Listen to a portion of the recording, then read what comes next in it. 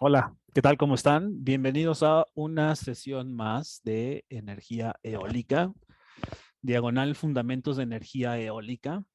Am, para los alumnos y alumnas del posgrado, bienvenidas y bienvenidos. Pues en la sesión del día de hoy voy a platicarles, voy a cerrar el tema de patrones de circulación.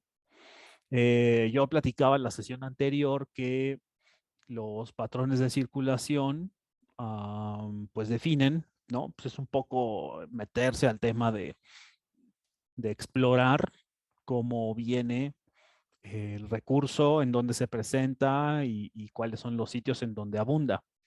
Entonces, pensar en estos temas del recurso eólico, pues es pensar en esta etapa de exploración petrolera, ¿no? Eso es poder entender dónde están los grandes mantos, donde están el recurso petrolero, pues es esa misma etapa, es pensar en dónde esta etapa de exploración, pues es entender en dónde están. Y hay todo un tema científico alrededor de la exploración petrolera, ¿no? En donde pues analizar profundidades, analizar, muestrear subsuelo, demás y demás. Y lo mismo ocurre en el ámbito eólico. Hay todo un entorno físico para poder explicar qué es lo que sucede con el recurso eólico en las distintas partes del planeta. Lo que yo mencionaba en la sesión anterior es que, yéndome aquí, pues sí hay patrones que ya están, que definen, ¿no? Estos temas. Perdón, denme un minutito.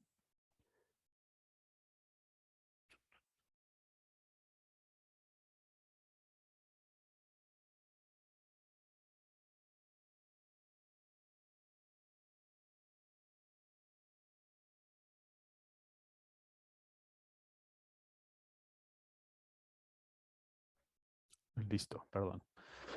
Pues existe todo un conjunto de herramientas o de variables físicas que definen cómo se mueve el viento.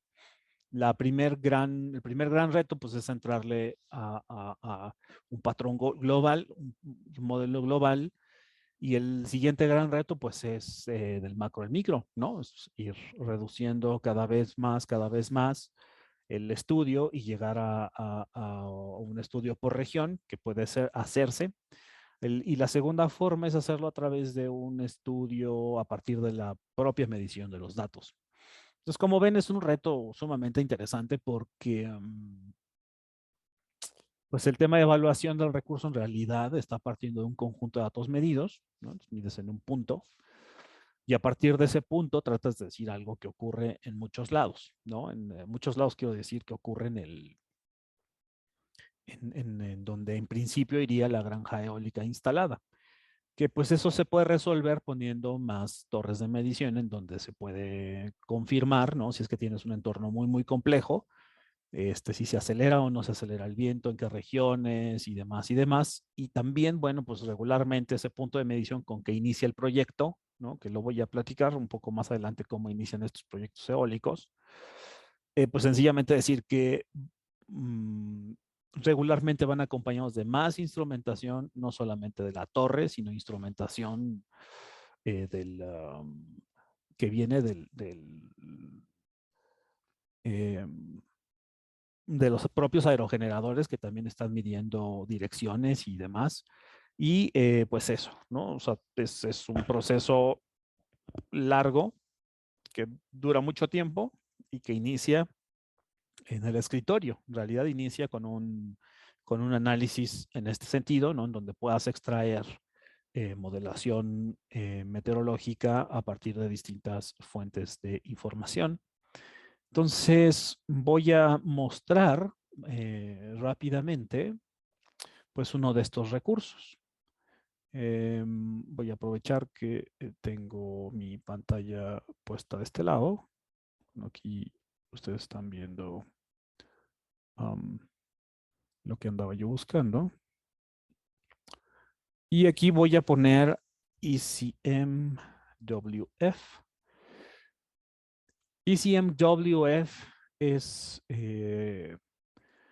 una compañía, pues no es una compañía, es una empresa europea o una comunidad, una entidad europea, un organismo internacional europeo que se encarga de generar productos orientados a el pronóstico climático, meteorológico, eh, que principalmente quiere decir que es European Center of Medium Range Forecasting, Weather Forecasting, ¿no? Entonces, medium range quiere decir que es un pronóstico de mediano alcance, que son días regularmente, y pues son entidades que ponen sí pronósticos a mediano plazo de un montón de cosas. En principio puede ser el viento.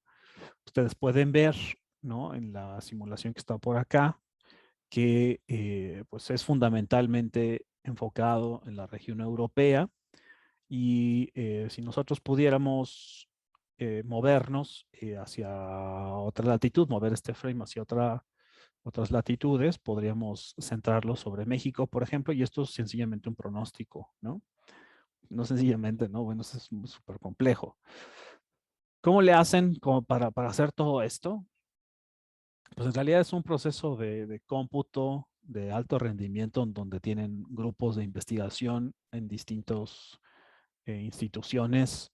Aquí ven el conjunto, ustedes están viendo en la parte de mi pantalla intermedia, acá.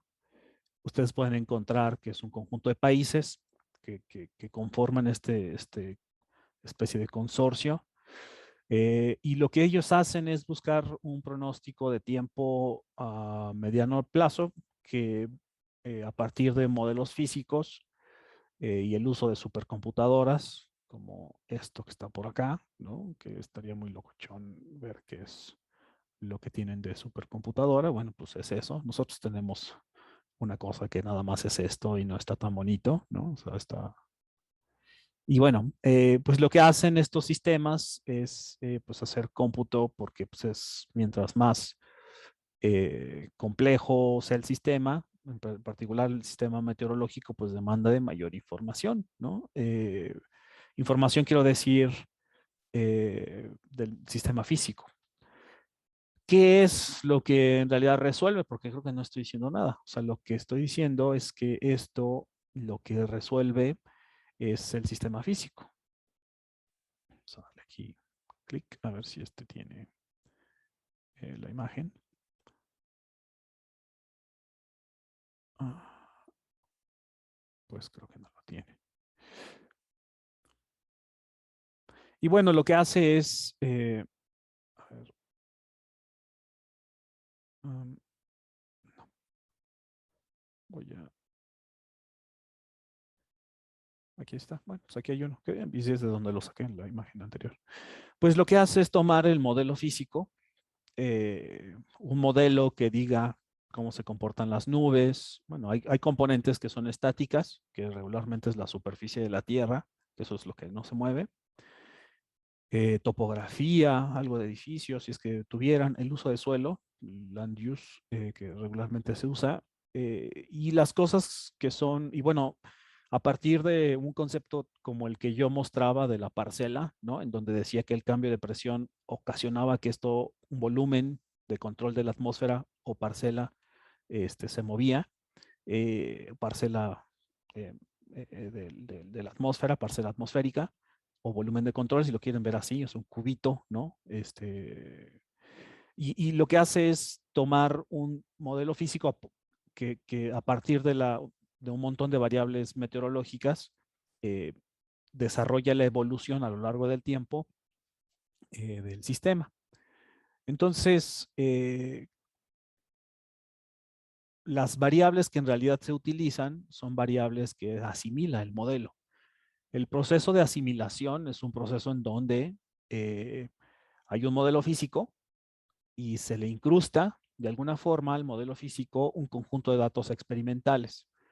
El conjunto de datos experimentales son cosas que se miden en todo el planeta. Se miden por los aviones, por sondas, por boyas que se encuentran en el mar, por estaciones meteorológicas con cierta calidad para poderlas meter o asimilar dentro del sistema. Y pues a partir de todas estas condiciones que se asimilan, se genera un pronóstico, ¿no? Entonces, hoy que es 26 de agosto, puedo generar un pronóstico tal vez del 27 de agosto y lo guardo en mi supercomputadora. Al día siguiente, tomo la información que yo generé de pronóstico del día de ayer, lo comparo con la realidad y digo, ah, no, pues se parecen, no se parecen, los integro a partir de términos estadísticos, ¿no? O de correcciones estadísticas y mejoro, tomo esta integración, lo meto de nuevo a mi sistema para generar otra vez un pronóstico del día 28. Este es el proceso que ellos hacen todo el tiempo. Y esto lo hacen porque el sistema es complejo. ¿Alguien podría platicarme? Bueno, perdón, nada más cierro la idea y ahorita regreso al tema de la complejidad del sistema. Entonces, ¿qué es lo que hacen ellos? Pues ECMWF, como muchas organizaciones internacionales, generan productos. En particular, tomando todo esto, procesos de cómputo y una gran comunidad científica, generan un producto que se llama ERA5. ERA5 es un reanálisis y se llama reanálisis porque toman un análisis en retrospectiva.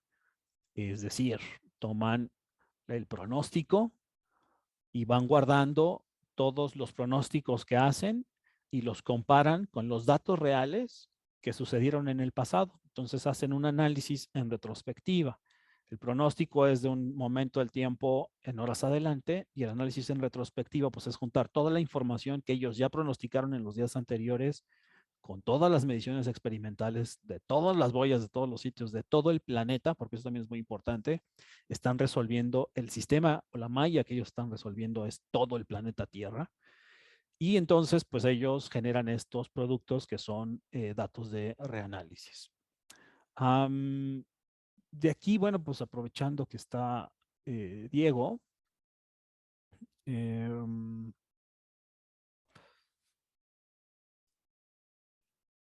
voy a compartir un producto de los datos de reanálisis que es parte de estos procesos, pues iniciales, por así decirlo, de el trabajo de evaluación del recurso eólico. Y aquí está, esto es un artículo que trabajó Diego y que espero que todos ustedes estén viendo en mi escritorio. Está cargándose, vamos a darle un minutito. Lo que utiliza Diego para este trabajo, que fue su proyecto de maestría, fueron los datos de reanálisis de ERA5 y lo que hace es analizar y determinar zonas potenciales del Golfo de México. Vamos a avanzar un poco. Aquí, bueno, habría que decir que ERA5 no es el único datos de reanálisis disponibles. Hay uno que está disponible por la NASA, que es MERRA2.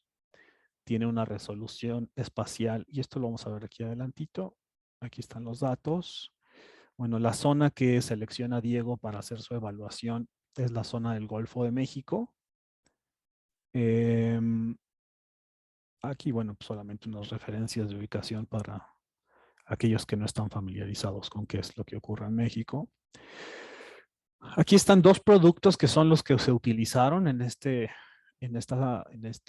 tema, que es MERRA2, que es el que yo comentaba, que es de la NASA, y ERA5, que es de ECMWF. La disponibilidad, como los datos están medidos desde hace mucho tiempo, pues sí hay productos que están disponibles desde hace mucho tiempo. Entonces, por ejemplo, la NASA MERRA2, que tiene una resolución de 50 kilómetros por 50 kilómetros, está desde 1980, el 1 de enero. Y ERA5, que es el que tomó Diego, tiene una resolución de 30 kilómetros. Bueno, de hecho, pues ambos, por eso están aquí los dos. De 1979 hacia adelante. Y la resolución espacial, pues es un cuadro de la NASA de 50 kilómetros por 50 y el de ECMWF es un poquito más chiquito, ¿no? De 30 por 30. ¿Qué alturas? Hay muchas variables, ¿no? Porque como el modelo resuelve muchas cosas, podemos tomar cualquier variable. Si alguien tiene alguna duda o pregunta, por favor díganme con toda confianza. Tiene esto muchas variables y en realidad lo que nosotros tomamos es solamente las velocidades de viento y cómo los reproducen los modelos, pues es sencillamente eh, es de 2, 10 y 50 metros lo que nos está dando Merra 2 y ERA 5 son 10 y 100 metros. Aquí Diego selecciona dos tecnologías, que es un aerogenerador Mark Enrel y un aerogenerador DTU, que tiene una velocidad de arranque, ya sabemos todos y todas que es la velocidad de arranque de 3 metros sobre segundo. ¿Alguien podría recordarme qué es la velocidad de arranque?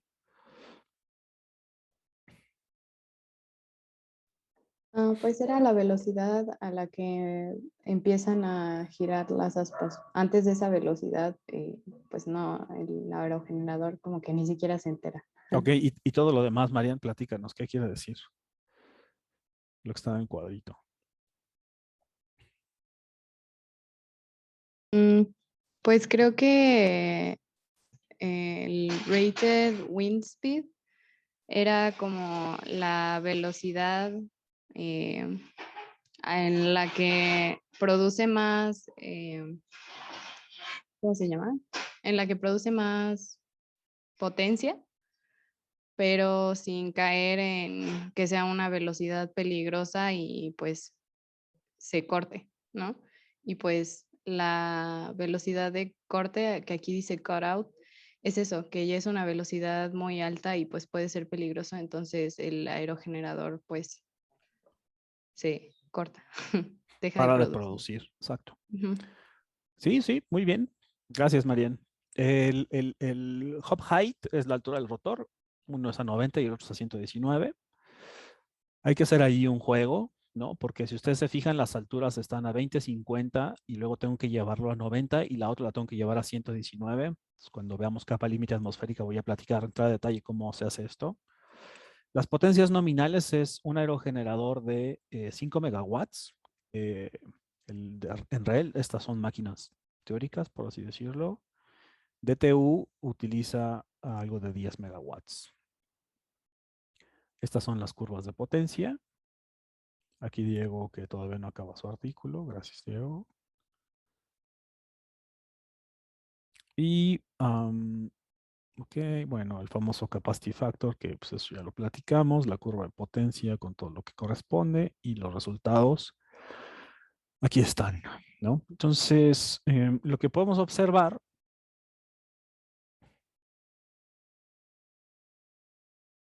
voy a darle un poquito de zoom, se alcanza a ver bien. Ahí se ve bien, ¿no? Es algo padre que podría decir es que Diego es un máster en estos temas de Python. Estas gráficas están hechas con Python. Si alguno o alguna está interesado en cómo hacer estas cosas, con gusto podemos platicar o podemos hacer una clasecita. La verdad es que está muy bonito cómo generar estos mapas. Eh, y bueno, lo que está presentando aquí Diego, platícanos, Diego, qué es lo que nos estás presentando aquí, porque yo estoy tomando totalmente y este es tu trabajo. No, no me chivió, pues. Pero básicamente lo que estamos viendo en la imagen, como decía Osvaldo, los reanálisis tienen muchos años disponibles. Estos tienen 39 y Merra me parece que 41, entonces escogimos los que tienen el lugar, los tiempos en común. Entonces, pues son 39 años, el 79 al 2018, si mal no recuerdo. Entonces, lo que hicimos fue promediar todo, o sea, todas las ubicaciones que son iguales las promediamos a la altura de 119, que es la de ERA, y es lo que se ve en la imagen izquierda. Entonces, pues está curioso porque se ven zonas que tienen altas velocidades, que son los colores rojos, que son adentro del mar, y las zonas azules, que son de baja velocidad, están en la costa. Y de hecho, en la imagen original, ahorita pues está, perdón, está pasando el coche de las paletas, no sé por qué.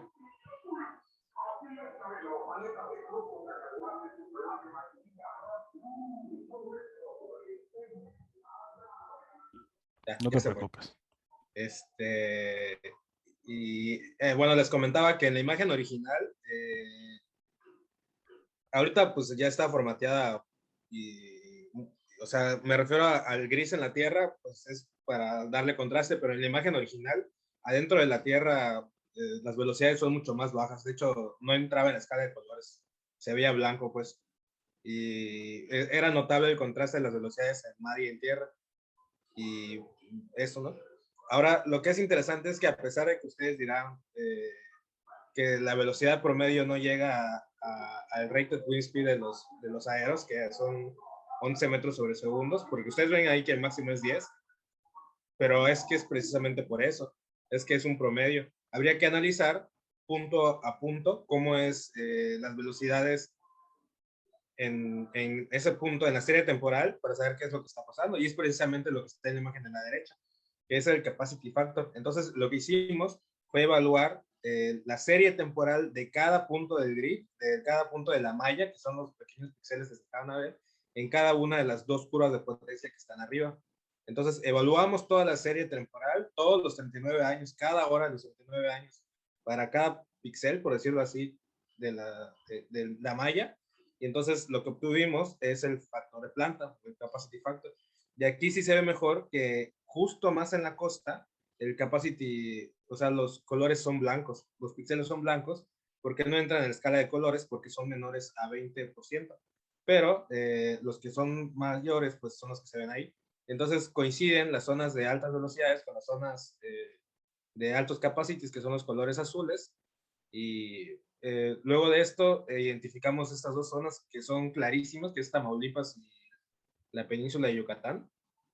Y entonces, el siguiente paso fue escoger puntos que consideráramos potenciales, y hay una serie de restricciones que me parece que es el siguiente mapa, pero no sé si seguimos con eso o me emocioné. No, no, no, va muy bien. Solo acotar que lo que estamos viendo era 5, ¿no? Cada cuadrito representa 30 por 30 kilómetros aproximadamente. Y en la NASA se te veía un mapa muy parecido, un poco más, con una menor definición, evidentemente, ¿no? Mucho más, iba a decir coarse, pero es más, con una menor definición, no tan fino. Y eso es lo que estamos viendo. Entonces, ahora sí Sí, ya me avanzo. Bueno, y decir, ¿no? O sea, como ustedes observan aquí, los factores de planta son del 55, mayores al 50% en las zonas azules. Eso está padrísimo. O sea, son lugares en donde el aerogenerador va a operar más del 50%. Bueno, el 50% del tiempo, ¿no? En sus nominales. Entonces, por eso también, cuando hablaba yo de la primera etapa, bueno, en las primeras clases sobre qué onda con los costos y los factores de planta, pues aquí es evidente, ¿no? Que el migrar al mar es un gran reto, como en todo el mundo. Y lo que hace falta, ¿no? Aparte de analizar esto, como bien adelantaba Diego, es platicar qué onda con las restricciones técnicas, porque evidentemente pues no lo puedes poner nomás donde se te antoje. Aquí, bueno, es solamente aprovechar un poco que hay un montón de información para poder decir qué ocurre en las distintas estaciones del año. Entonces es muy evidente en qué estaciones del año hay factores de planta muy altos, ¿no? O los más altos, ¿no? Que es fundamentalmente en el otoño, perdón, en la primavera en este caso, y en el invierno. Entonces es muy evidente. Y bueno, los menores factores de planta los podríamos encontrar en el verano. Este mismo comportamiento lo podemos observar en el Istmo de Tehuantepec. O sea, todo lo que ocurre en producción eólica en esta zona está gobernada por lo que ocurre en el Golfo de México. También cosas que ya hemos comentado. Y te dejo entonces, Diego, las zonas potenciales a través de las restricciones, ¿no? Nada más que esto cargue. Tal vez, no sé si esa sea la mejor. Creo que sí es esa, tal ¿verdad? vez la otra. La que ya tiene Sí, todo, ¿verdad? sí. Bueno, en lo que llegamos a la imagen, una pregunta que podrían hacer es que si el promedio es significativo para identificar estas áreas? Es una muy buena pregunta. Y es que el promedio, pues es precisamente, bueno, la suma de todo, pero algo que hicimos es que existen las gráficas para cada uno de los 39 años, que es lo que les puse en el link, es el GIF, y en cada uno de los 39 años el comportamiento, o más bien la dinámica promedio anual del viento, es la misma. Las áreas potenciales en cada año identifican las mismas y en los dos modelos, o sea, en los dos reanálisis, en ERA y en MERRA, y eso pues nos da una idea de que o los dos modelos están bien o los dos están mal. No, obviamente están bien. Entonces, eso, ¿no? Entonces, el siguiente paso fue, con las velocidades de viento, o los capacity más bien, porque los capacity nos dan más una idea de cómo va a funcionar la tecnología, no tanto por la existencia de recursos en cierto intervalo de velocidades, pero lo que hicimos después fue seleccionar restricciones técnicas que requiere la tecnología, y pues son varias, ¿no? Son 3 o 4. Las zonas amarillas que están en el mapa, que en su mayoría se ven en la costa de Quintana Roo, son áreas protegidas. Entonces, pues son unas áreas naturales protegidas, arrecifes, islas y demás, que no debemos tocar precisamente porque son áreas protegidas. La segunda restricción es la línea roja, que se ve así como chistosa al norte de Yucatán y un poco más continua del lado de Tamaulipas, en la imagen de la izquierda, de la derecha, perdón. Y esta línea es la batimetría, que es la distancia del fondo de la arena o del fondo del mar a la capa del océano. Entonces, ¿por qué es importante considerarlo? Porque precisamente por la cimentación de los aeros. Entonces, si son más de 50 metros de profundidad, ya no podemos anclar, por decirlo de alguna manera, las estructuras de los aeros. Lo que habría que hacer es usar estructuras flotantes, pero son mucho más caras y no las consideramos esta vez. Entonces, la batimetría es la segunda. La tercera es la línea punteada que se ve, y esa corresponde a la... Ay, se me olvidó el nombre. Pero es como el aguas territoriales de México, que son, si no me recuerdo, 17 y 34 kilómetros de distancia. Y las usamos por dos maneras, por dos cosas. Uno, para que le corresponda a México lo que vamos a instalar. Y segundo y más importante, es porque una distancia más larga a la costa implicaría mayores costos, principalmente por la transmisión, y mayores pérdidas, evidentemente. Entonces, en promedio andan por ahí de los 17 a lo mejor a los 25 kilómetros de distancia de la costa, para que la instalación sea viable económicamente. Me parece que esas son todas las restricciones, si mal no recuerdo, junto con el capacity que ya platicamos. Y entonces, viendo los mapas y analizando casi píxel por píxel, encontramos estos 4 puntos, que son los que ustedes pueden ver: al norte de Yucatán, al noroeste de Campeche, y más al sur y abajo de Campeche, igual. Entonces, son los que identificamos como potenciales, y al este de Tamaulipas, que de hecho es un área muy pequeña.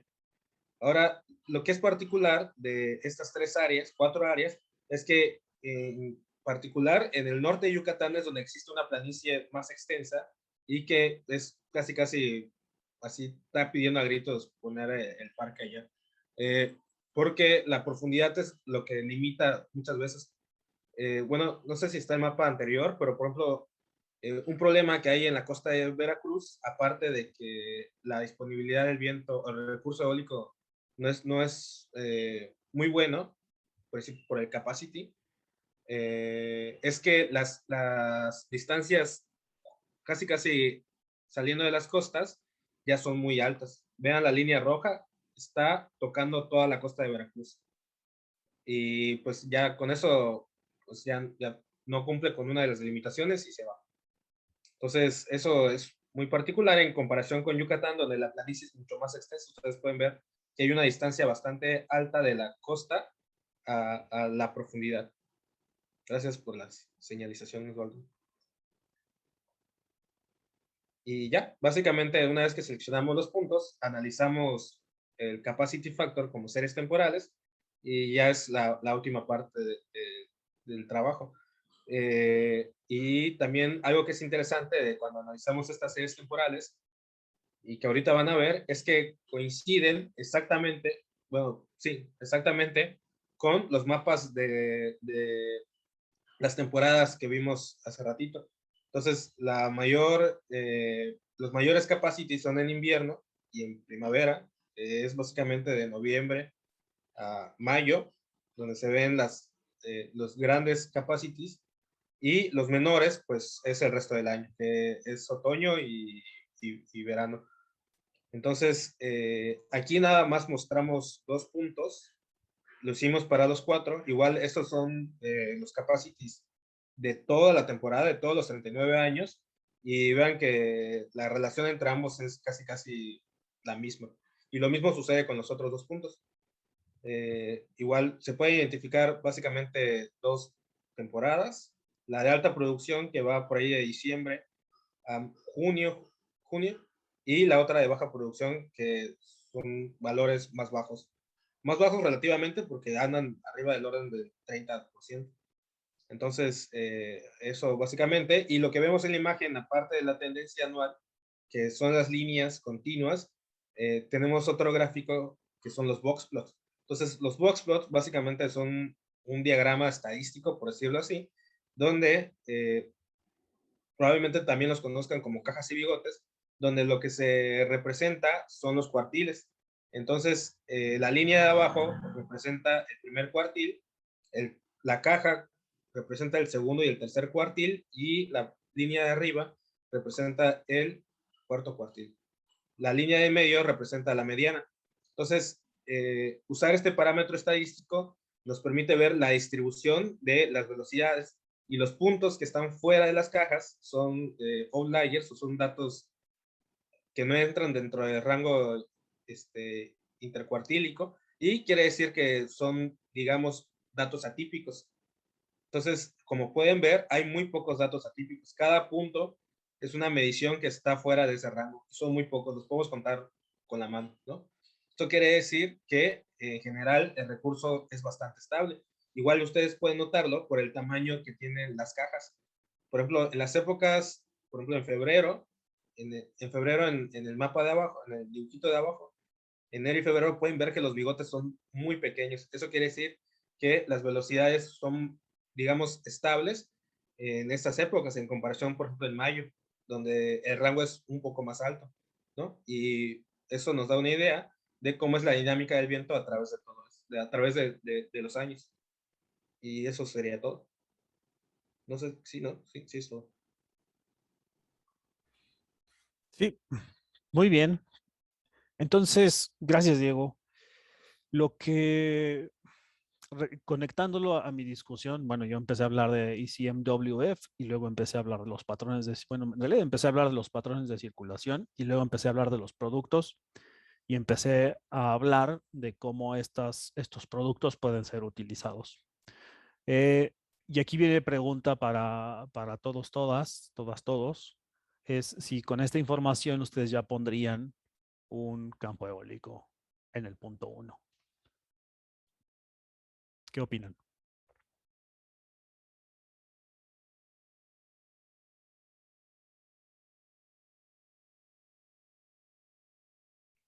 Sí, ¿quién levantó? Eric, adelante, Eric.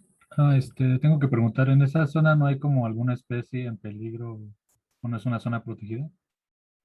No, las zonas naturales protegidas son las regiones amarillas. Ah, Entonces, esas son las zonas, por ejemplo, todo lo que es Cancún y este rollo, pues es una zona natural protegida y aquí ni con chochos nos van a dejar poner algo, ¿no? Pero caso contrario, en esta zona, por ejemplo, en donde la profundidad no es tan alta o tan grande, aquí hay una, podría ser, pero pues fuera de esa zona creo que no lo hay. ¿Qué bueno, opina? entonces yo Si sí lo pondría. ya lo pondrías, ya, o sea, mis ahorros de la vida, aquí va la renta del siguiente mes ya para que ponga un aerogenerador, el doctor Diego. Ya, o sea, sí. ¿O qué faltaría? ¿O qué les dice su sentido arácnido, su sentido común? La conexión con la electricidad. Bueno, eso es un tema importante, por supuesto, Félix. Sí, hay que ver cómo vamos a sacar la energía.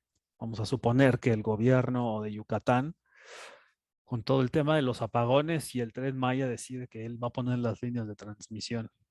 Sale. Alguien, no. Sí, sí. Itzayana, por favor. Creo que faltaría considerar como un poco la parte social y las personas, o sea, los habitantes de la región. Sí, estoy de acuerdo. Es una parte que hay que considerar. Ojo que aquí estoy metiendo puros buscapiés porque no he explicado nada de esto, pero algo en sentido común dice. Sí, otra vez, Juan David, por favor. Yo creo que como uno de los factores más importantes en el tema económico es la cimentación, Ujú. ver si el suelo es óptimo, ¿no? Porque si es fangoso o tiene algún problema, pues para qué no, o se necesitaría mucha inversión. Tienes toda la razón, pero sí, es un problema que técnicamente se resuelve, eso te lo puedo asegurar. O sea, si es fangoso o no, se puede poner. Si hay que hacer estudios de subsuelo, definitivamente tiene la razón, pero técnicamente hay soluciones. Diego Canul. Sí, nada más complementando la pregunta de Juan David, cuando hicimos el proyecto, esa era una de las variables que queríamos usar, pero no había, más bien no hay, o no encontramos en ese entonces, hace 2 años, estudios que fueran de cómo es el tipo de suelo en el Golfo. O sea, estaba la profundidad, que es la que usamos, pero el tipo de suelo no.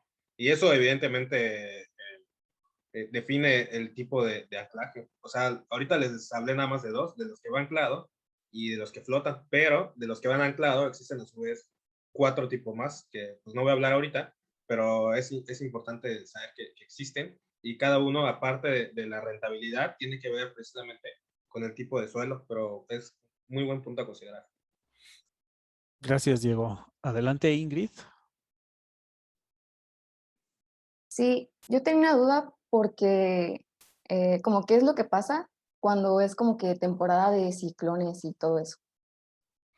Sí, ¿no? Le diste a un hit, o sea, sí. O sea, yo lo que he platicado con Diego es que yo creo que esas dos grandes manchas que vemos en el Golfo, bueno, este producto que es ERA5 es ECMWF, lo que también puede identificar son las vorticidades de los ciclones tropicales, si se alcanzan a ver. No sé si la vorticidad como tal, pero sí se alcanza a ver, ¿no? Sí se alcanza a ver los contornos, eso es lo que puedes clasificar. Y efectivamente, una de las limitantes técnicas tendría que ser los vientos extremos. Entonces, con esta discusión surge el proyecto de doctorado de Diego, que hoy está metido en un gran tema, pero tienes toda la razón. O sea, no es lo mismo poner un aerogenerador en una región de vientos alisios, como son las partes nórdicas del planeta, en donde están los vikingos y demás, a una región intertropical como en donde estamos nosotros, que hay ciclones tropicales, ¿no? Tienes toda la razón. Pero bueno, he de decirte que los japoneses también tienen los mismos problemas que nosotros. Ellos ya tuvieron el problema con Fukushima y dijeron no más nuclear y vamos a empezar a explorar el tema offshore y hoy están en una línea, me parece muy de frontera, haciendo cosas offshore en condiciones de viento extremas, ¿no? También muy interesante. Pero falta algo. O sea, yo lo que estaba diciendo, que bueno, todo lo que ustedes están comentando me parece sensato, pero hay un último punto. Yo lo que he estado diciendo insistentemente, recapitulando la sesión anterior, es que hay que medir una torre de medición, tomar y demás, evaluar el recurso, evaluarlo en la curva de potencia y demás. Y lo que dije después de este tipo de productos, datos de reanálisis, es que esto es una simulación, bueno, viene de un pronóstico, de un modelo en retrospectiva que asimila datos de superficie y que después se corrigen estadísticamente de alguna forma. Y entonces ahora sí, en este contexto, mi pregunta es si con esto ustedes ya apostaban la renta de sus casas para el desarrollo eólico en el punto 1.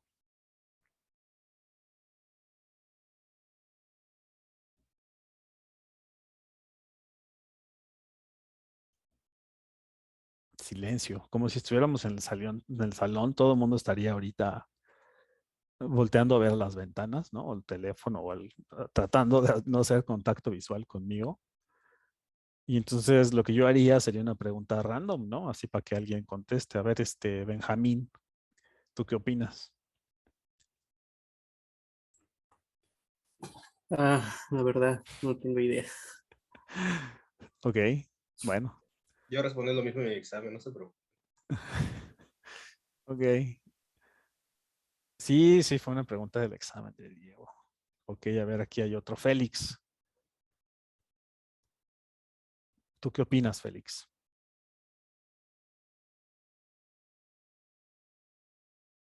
Félix a la 1, Félix a las 2.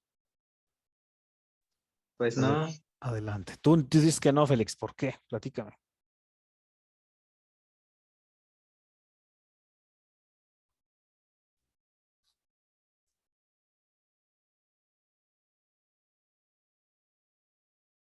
¿No?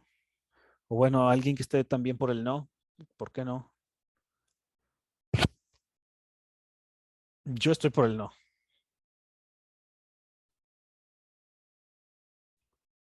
Ingrid, platícame, Ingrid, ¿qué opinas?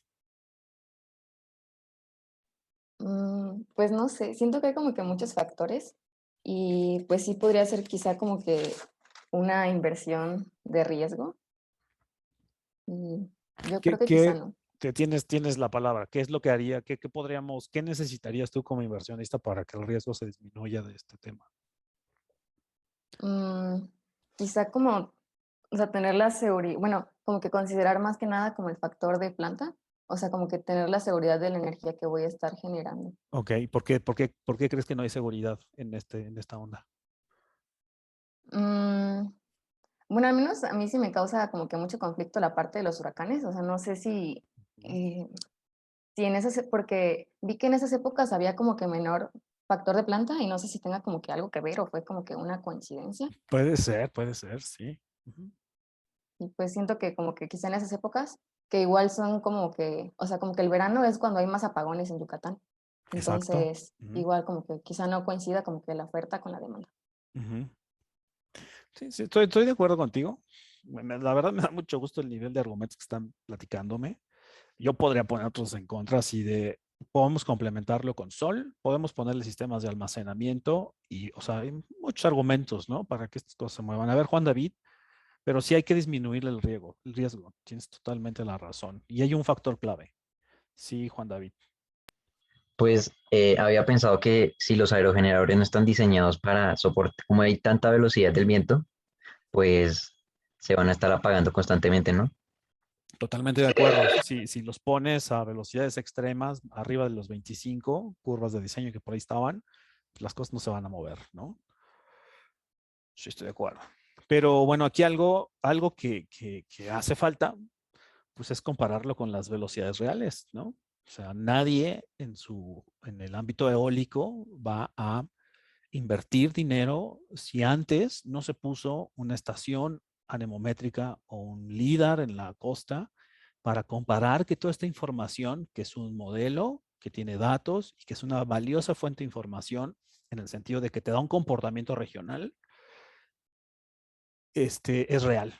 Eso no lo sabemos. O sea, y no lo sabremos hasta que algún cristiano vaya, ponga bueno, algún individuo o individua, ponga este, un, un instrumento de medición y que nos diga que efectivamente eso que está sucediendo es real. Porque hoy es un modelo y nadie con datos de un modelo o datos de reanálisis podría asegurar que las cosas ocurren, porque algo que nos ha demostrado los datos de reanálisis son dos cosas. Uno, que en tierra regularmente subestiman el recurso y otro, que en el mar son mejor comportados, pero pues eso hay que confirmarlo y hoy nadie lo ha confirmado, al menos en México, ¿no? En otros países en donde hay muchísimo más dinero que aquí, sí. Faltaría ver de dónde viene la inversión. Totalmente de acuerdo, Carla, también. Reforma energética hoy permite la apertura del sector. No están ustedes para saberlo, pero ayer me hicieron una entrevista si las energías renovables eran un negocio. Y la nota salió así como el gran negocio de las energías renovables. Al rato, si puedo, se los comparto. Y el gran problema es que de dónde sale el dinero, ¿no? O sea, sabemos que es un negocio O sea, las paraestatales petroleras hace 70 años, bueno, cuando empieza todo el tema del petróleo en México, pues era el gran negocio, ¿no? O sea, haces un agujero en el piso y salía el petróleo, ¿no? Cada que pasa el tiempo es más complicado sacar el petróleo del subsuelo, exploración profunda y demás. Y entonces, pues, ¿quién tiene los 3 millones de dólares para poner un aerogenerador? Pues pocas personas en el mundo. Ese es el gran problema, ¿no? Son pocas personas en el mundo. Entonces limita la capacidad de inversión. Quien podría acceder a esa riqueza, porque al final es eso, ¿no? Eso es un negocio en donde vas a hacer dinero, pues son pocas personas, ¿no? Ese es en realidad el tema, ¿no? Entonces, de alguna forma, el empresario va a decir, bueno, pues es que yo estoy poniendo mi capital, ¿no? O sea, el capital está corriendo un riesgo, ¿no? Primero que viene aquí se lo va a cargar el payaso y quién me va a reponer el tema, ¿no? O sea, hay un montón de argumentos, ¿no? Claro. Pero creo que el gran hit que tuvo México en ese momento fue generar esas paraestatales para poder explotar, ¿no? La riqueza del país. Esta es la riqueza del país, ¿no? Creo que también la estrategia tendría que ser hoy generar paraestatales o las paraestatales que ya existen para generar esto, ¿no? O sea, para poder explotar y entonces sí llevar a un México a la vanguardia en donde invierte CFE una gran cantidad de recursos para explorar y sacar energía fotovoltaico con distintas estrategias, ¿no? O para poner sistemas de almacenamiento de la energía para poder tener complementariedad entre las regiones. Hay mucho desconocimiento y desconocimiento en el sentido de que pocas personas saben cómo se hace esto. Y no están, y no es bueno, lo que podría decir también es que, bueno, de las pocas personas en México que hacemos esto somos nosotros. Así, ¿no? O sea, que hayan hecho esta evaluación del recurso eólico mar adentro, está Diego Canul, está Vanessa Magar en el CICESE y alguien más en Yucatán, pero medianamente, tan. Eso somos, ¿no? Entonces, el equipo es pequeño, pero pues así es esto. Cuando nos comparan, ¿no? Cuando con una entidad como ECMWF, en donde, pues bueno, tienen supercómputo a lo bestia, ¿no? Y es una entidad totalmente europea, ¿no? Es una comunidad. Entonces, bueno, un poco la realidad, ¿no? Entonces, el tema de la inversión, pues sí, tienes que abrirle al sector privado o como país definir que vas a invertir ahí, ¿no? Si no quieres que entre el capital privado.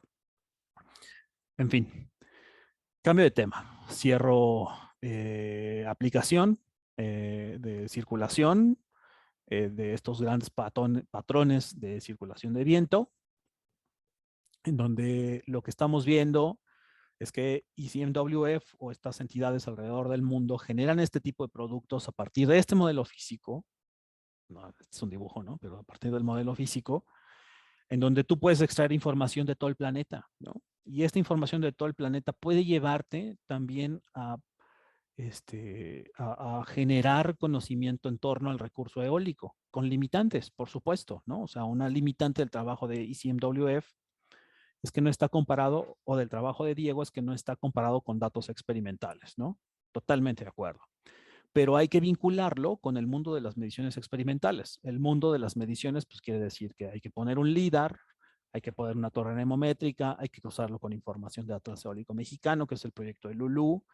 Vamos, hay un montón de estrategias de análisis para este tipo de problemas, ¿no? Entonces, con eso, con este comentario, cierro este tema de los patrones de circulación. Muestro el ejemplo, que esto es lo que yo tenía que hacer en esta parte. Aquí yo tenía una simulación de un huracán usando cosas como WRF. En ese entonces no teníamos un artículo o algo relacionado a los patrones de circulación o a estas herramientas o a estos productos. ¿Para qué sirve el LIDAR? Muy buena pregunta, Pedro. Un LIDAR es un perfilador de capa límite atmosférica. Lo vamos a ver unas láminas más adelante, pero si les gustan los spoilers, aquí va. ¿Quieren que de una vez o busco algo mucho más preparado? Perfilador de capa límite atmosférica, ¿no? Así lo voy a dejar. Es una cosa que te ayuda a decir cómo se comporta la capa límite atmosférica. Es un instrumento de medición de velocidades de viento que mide desde los 10 metros de altura. Nosotros tenemos uno en el instituto. hasta los 200 metros. Y no nada más tenemos uno en el instituto. Estuvo midiendo un tiempo en el CERTE. La pregunta sería, ¿qué es el CERTE? Es el centro que tiene el INEL en Oaxaca. Y ahí estuvimos midiendo velocidades de viento prácticamente un año. Y hoy, después de tanto desgaste, está en etapa de mantenimiento y la cosa se tuvo que ir a Reino Unido. Y pues nomás como dato, el aparato costó casi 4 millones de pesos. Lo adquirió Rafa Campos, que fue un investigador que estuvo antes que yo, y en un proyecto de CONACYT, la verdad no me acuerdo qué tipo de proyecto era. El punto es que se adquirió, estuvo midiendo. Hoy tenemos este proyecto de fortalecimiento, pudimos sacar recursos y nada más el mantenimiento de esta cosa está en el $500,000 ¿no? Y eso, bueno, pues le va a dar gas para que viva otros al menos 3 o 4 años, ¿no? Y eso está padre porque o sea, yo no conozco una institución educativa en México que tenga un LiDAR, ¿no? Entonces, otro comercial. Muy bien. Ok, entonces regresando al comentario de mis patrones de circulación, existen como de manera muy natural, lo estuvimos platicando, ¿no? El fenómeno sinóptico, cuando digo sinóptico estoy hablando de una escala global, ¿no? Del viento, el fenómeno climático sinóptico, cuando digo climático es de largo plazo, cuando digo meteorológico es de corto plazo, y cuando digo sinóptico es global, o sea, estoy hablando de un fenómeno que es de gran escala. Cuando digo mesoescala estoy hablando de órdenes de magnitud mucho menores, órdenes de magnitud estoy hablando tal vez de con una resolución de 1 kilómetro por 1 kilómetro, con una resolución temporal, como lo veíamos hace rato, bueno, en la sesión anterior, con una resolución tal vez de minutos, ¿no? Y el microsighting, pues que puede ir hasta a los segundos y los metros en escala espacial. En este caso estoy hablando de los monzones, que el monzón es un fenómeno también meteorológico que ocurre en Asia, ¿no? Que a partir de condiciones de calentamiento, de zonas muy, muy calientes, ¿no? Con lo que ocurre en el mar, pues se generan grandes evaporaciones o lugares en donde se evapora, y esto genera los famosos monzones, que son estas lluvias intensas que ocurren periódicamente. Llevando esto a nuestro querido México, estamos hablando de los ciclones tropicales, ¿no? Cuando hay una temporada, ¿no? Una famosa temporada de nortes, que eso es en realidad lo que determina estos altos factores de planta, o los nortes o los ciclones tropicales, que estos ciclones tropicales también generan ciertos efectos, pero no necesariamente son los que mayormente impactan, ¿no? De esta chamba que está haciendo Diego, para determinar si eso tiene un impacto muy, muy grande, ¿no? De tener un ciclón tropical en tierra y ver si esto puede ser detectado por otros productos y bueno, demás. Los famosos monzones. Pero estoy hablando de un patrón de circulación muy, muy grande, ¿no? Bueno, que todavía es el secundario, de los primarios fue el primero que yo mostré, de matriz celular y demás, es un patrón de circulación muy, muy, muy grande. Y los otros patrones de circulación que son un poco más pequeños, que son estas famosas circulaciones mar-tierra, valle-montaña, los tornados y las tormentas eléctricas. Entonces, cuando es de día, resulta que la Tierra, que es la parte superior de la lámina que estamos observando, la parte superior, cuando es de día,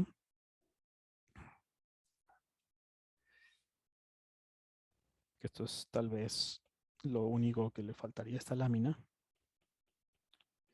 ponerle un solecito, y de este lado, pues esto es cuando es de noche.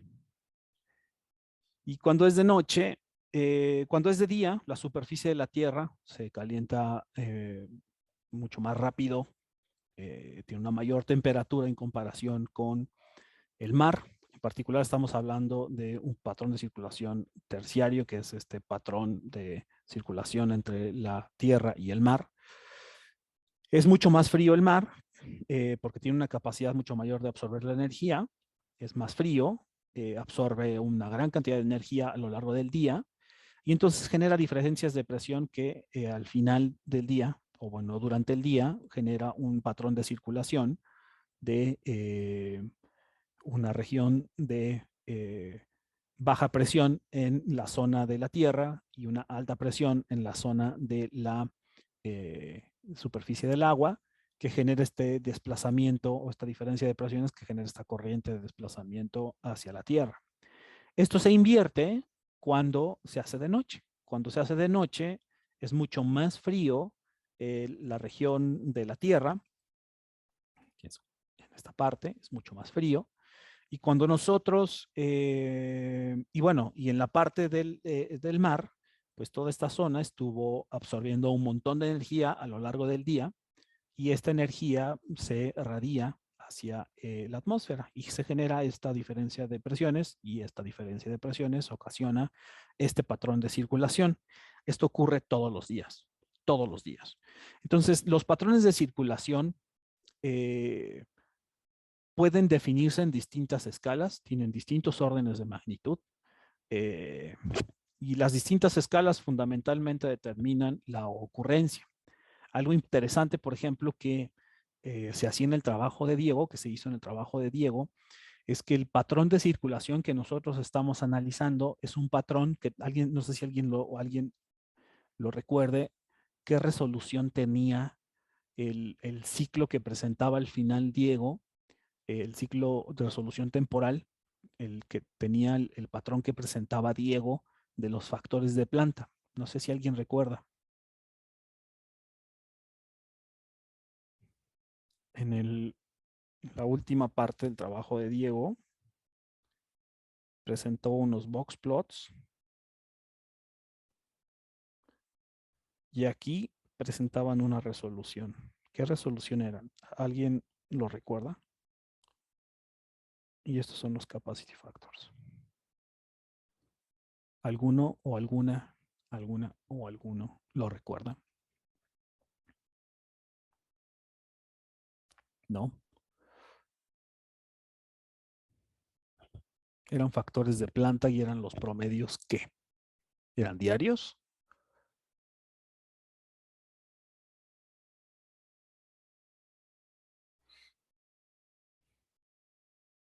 Eran los factores de planta, sí, exactamente, Carla, los factores de planta mensuales. ¿Por qué estamos hablando de esa escala de tiempo? Porque como estamos analizando un fenómeno que tiene una escala global, el fenómeno que nosotros podemos analizar con cierto grado de confianza es el fenómeno estacional, ¿no? Y entonces, por eso tomar una resolución de meses, ¿no? Para poder analizar los factores de planta mensuales. Podríamos hacer un análisis de los factores de planta horarios. Estos productos que yo comento tienen resoluciones temporales, perdón, de 1 hora. Podríamos haber hecho cosas con una resolución de 1 hora, pero no sabemos qué tan confiable es porque tendríamos que compararlo con valores experimentales, ¿no? Entonces, si ustedes se fijan, el patrón de circulación que yo estoy comentando en esta ilustración es algo que ocurre con una resolución de horas, cada 24 horas, ¿no? Los monzones, que es el otro patrón de circulación que yo mencioné hace ratito, ocurre una vez o algunas veces, es algo que ocurre una vez al año. Entonces, dependiendo, lo que quiero transmitir es que dependiendo de la escala temporal, hay un vínculo muy fuerte con la escala espacial. Lo dije desde la lámina, desde la clase, desde la sesión anterior. Esto es un fenómeno que podría detectarse en una serie de tiempo, tal vez con promedios semanales o mensuales, que ocurre 1 o 2 o 5 veces al año, y esto ocurre diario, ¿no? Entonces, para yo poder observar este fenómeno, tendría que tomar una adecuada resolución temporal de la serie temporal, ¿no? De la variable que estoy analizando. El otro ejemplo que traigo tiene que ver con la circulación aire, montaña, valle, montaña y montaña, valle. Yo no sé si ustedes sean afines al acampar, ¿no?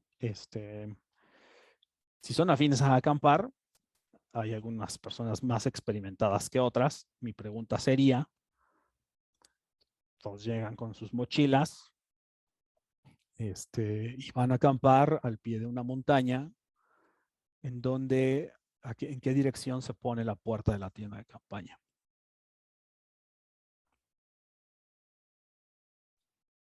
Pues creo que se ponía hacia donde sale el sol. Hacia donde sale el sol y como, ¿por qué, Mariana? No me acuerdo, solamente me acuerdo que se ponía hacia ese lado. Ok. Eh, Al yo, oriente, ¿no? Creo. Al oriente, ok. Bueno. Ajá. ¿Alguien más? ¿Alguien? sí, pues yo la pongo cuesta abajo. Cuesta Sí, abajo, porque ¿por qué? por si llueve o algo así, para que no se inunde. Por el agua, ¿no? Ok. Ajá. ¿Alguien más tiene alguna otra técnica?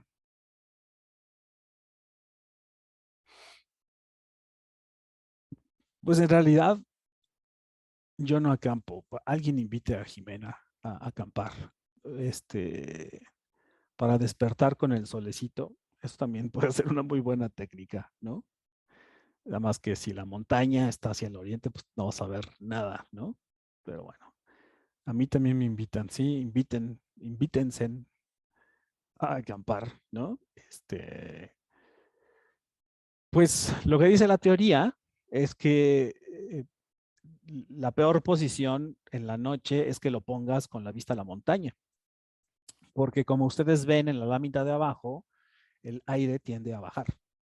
Entonces, lo que estaría ocurriendo es que todo el aire frío estaría incidiendo sobre su tienda de campaña. Entonces, regularmente puedes ponerla con la puerta hacia abajo. Esa es una muy buena sugerencia que hicieron, también ya lo mencionaron.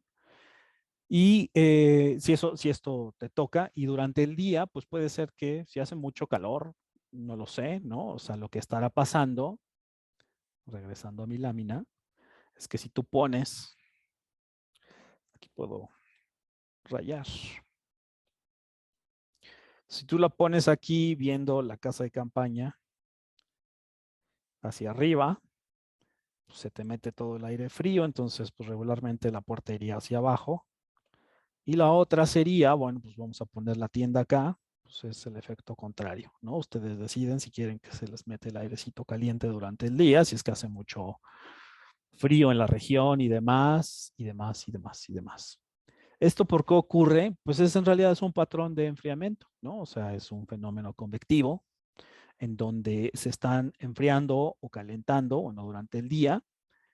Hay lugares en donde el aire se calienta con una mucho mayor frecuencia o bueno, de mayor cantidad y entonces lo que hace es que el aire esté circulando y esté subiendo el aire caliente en estas direcciones y se generan estos patrones de circulación y conforme llegan a las partes más altas de la atmósfera se van enfriando y vuelven a bajar, ¿no? Caso contrario, ocurre con las regiones que se enfriaron más y empiezan a bajar el aire frío sobre las regiones montañosas, ¿no? Se invierte el ciclo de circulación valle-montaña. Entonces, pues ahí está. Ese es el tip. Si ustedes van a acampar a la montaña, sencillamente volteen la tienda en dirección contraria al pico y tan tan. Estos patrones de circulación entonces nos tendrían que decir que evidentemente hay una forma de poderlos predecir, ¿no? O sea, lo que yo acabo de platicar o lo que acabamos de ver es que sabemos perfectamente cuándo es la temporada de huracanes. Haciendo un poquito más de ciencia podríamos saber cuándo viene el huracán. Y se sabe, ¿no? O sea, sabemos, o sea, hay un tracking del último huracán que por aquí andaba, se pudo saber y se puede saber si va a llover, ¿no? Y qué probabilidad hay de que llueva o no llueva. ¿Quién hace todos esos cálculos? Pues todos esos cálculos los hacen supercomputadoras para hacer pronósticos. ¿Qué entidades hay en México para hacer estos pronósticos? Pues en México, una de las, yo creo que buenas noticias es Jorge Zavala, es un investigador que está en el Centro de Ciencias de la Atmósfera. Es una persona súper accesible, ¿no? Es un investigador ya también que tiene su experiencia. Su esposa Rosario también es investigadora en el mismo centro. Y él es hoy el director del Servicio Meteorológico Nacional. Y bueno, tiene buenos avances en ese tema de pronóstico y eso es a lo que él se dedicaba, a hacer forecasting con WRF, que en su momento hablaremos de WRF si hay oportunidad. Y pues son de las organizaciones o de las instituciones en México que hacen pronóstico. Entonces diríamos, bueno, pues no está tan mal la cosa, ¿no? O sea, podemos hacer pronóstico.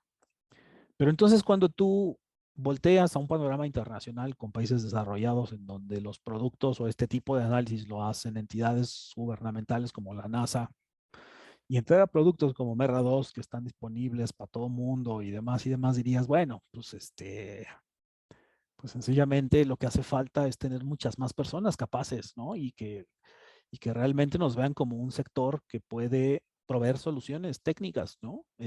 Hoy,